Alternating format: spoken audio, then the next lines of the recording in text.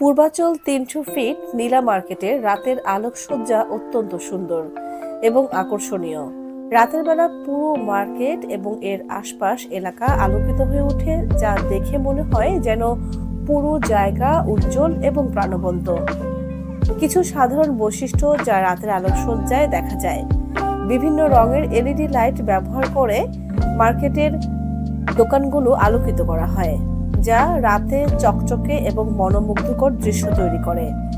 রাস্তার প্রান্তে শক্তিশালী স্ট্রিট লাইট থাকে, যা পুরো এলাকা নিরাপদ এবং দৃশ্যমান করে তোলে।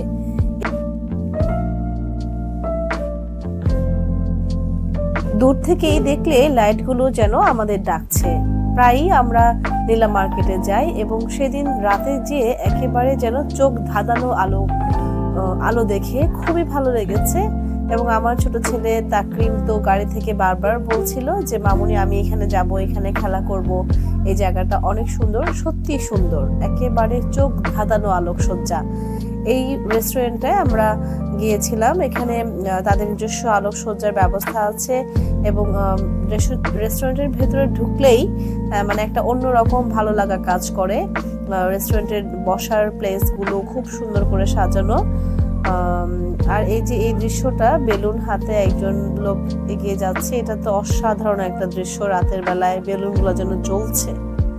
ঢাকা শহর থেকে একটু স্বস্তি পেতে, ঢাকার এই গাড়ি কালো ধোঁয়া, তারপরে হচ্ছে যানজট, এই সব কিছু থেকে একটু স্বস্তি পেতে আমরা শুক্রবার বা ছুটির দিনগুলোতে আমরা ঘুরে বেড়াই। খুব ভালো লাগে।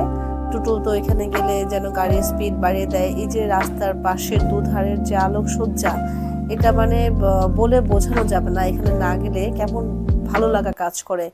অনুভূতিটা একেবারে অন্যরকম, যেন আমরা একেবারে রিফ্রেশ হয়ে যাই। কিছু সময় এভাবে ঘুরে বেড়াতে আমাদের ভালো লাগে। এক সপ্তাহ ক্রস করলে ছোট ছেলে বলে উঠবে, মামুনি আমরা তো অনেকদিন ৩০০ ফিটে যাই না, কাঁকড়া ফ্রাই খাই না।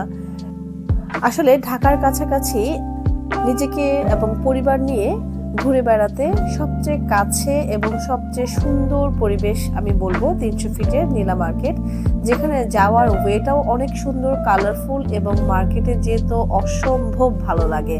তো আমরা প্রায় নিজেদের রিফ্রেশ করতে চলে যাই ৩০০ ফিটে। সেদিনও রাতে গিয়েছিলাম, বেশিরভাগই রাতে যাওয়া হয়।